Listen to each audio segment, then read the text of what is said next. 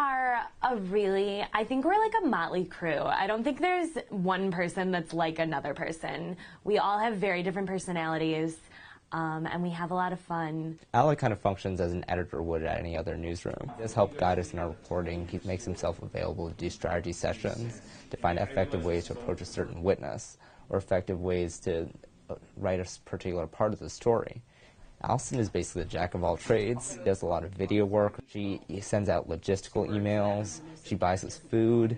She's a fantastic writer and has a really attuned editing eye. And she's an invaluable part of the program. I've always felt, so far, at least in the journalism that I've done, I've thought of things in terms of story, and in terms of quotes, and in terms of, like, how is this going to, like, finish this story well? And I'm actually thinking in terms of someone's life. We are working on 3 different stories this quarter, in 3 entire different directions. Paul Yalda was the 5th defendant at the trial and the only person we hadn't spoken to yet. So we really wanted to find him and hear his account of what happened that night because we thought he might be able to reveal something we didn't know before. A lot of it was just trying to find as much information as we could about Paul Yalda.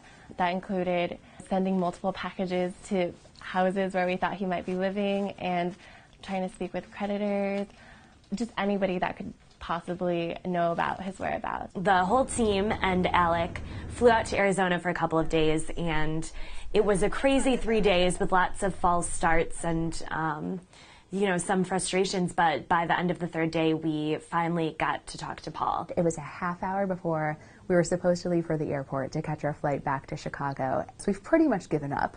When we see a car pull in and we're laughing and we're saying if Paul were driving a car, that would be the car that Paul had. Honestly, it was like meaning like Mick Jagger or something. I don't know, like Madonna. I think perseverance plays a huge role in being successful in this class. Sometimes you'll talk to witnesses or defendants who are belligerent, slamming doors in your face, and there's also times when sensitive issues, such as speaking with the victim's family. We have never tracked down, we have never then interviewed and then put together a major investigative story about the victim's family. 4 of us visited the woman who turned out to be the wife of Concepcion Diaz, the victim in this shooting.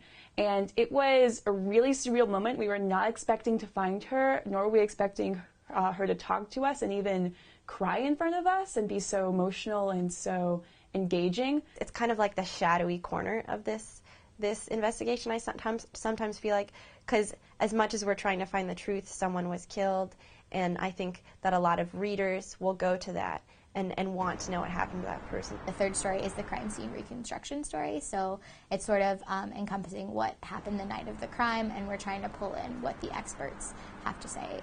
We have a lot of fun moments, too, when we're not reporting. Like, one of my teammates and I had an epic sing-along after spending 6 hours on the road to Aurora. So we eat at a lot of these diners. Some of them are great. Some of them you kind of look at the food and you're not quite sure what you're eating there. I think when we went to the range and Diane, like, got a bullseye consistently, it was, like, very unsettling because she's such a calm person, and then to see her continue to be calm but to like strike a bullseye consistently, that wasn't funny. It was just like a little bit creepy.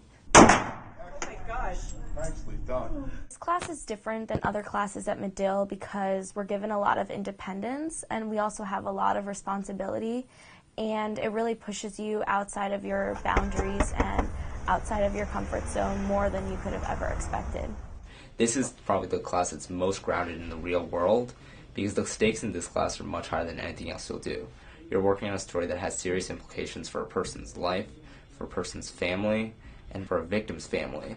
There's really no tricks. Then it's really hard work. It's knocking on doors. It's talking to people.